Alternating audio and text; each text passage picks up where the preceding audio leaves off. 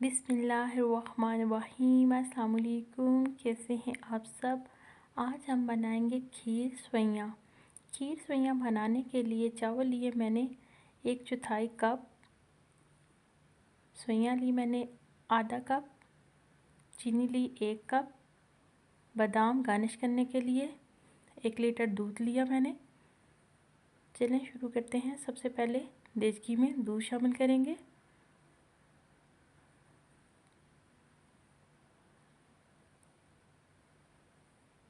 दूध में चावल शामिल करेंगे, पानी निकाल लेंगे चावलों का। और चावलों को मैंने पीस लिया है, बिल्कुल बारीक करके शामिल कर रही हूँ। 1 घंटा पहले मैंने भिगोए थे चावल। बॉयल आ रहे हैं, आंच धीमी रखनी है। अब इसमें इलायची शामिल करेंगे 3 अदद।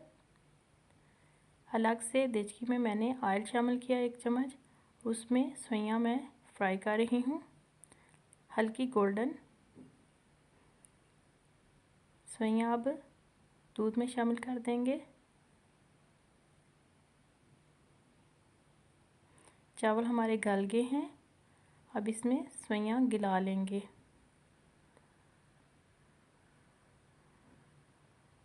अच्छी तरह मिक्स कर लेंगे।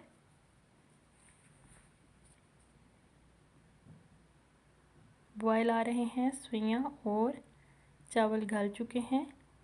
अब इस चीनी शामिल की।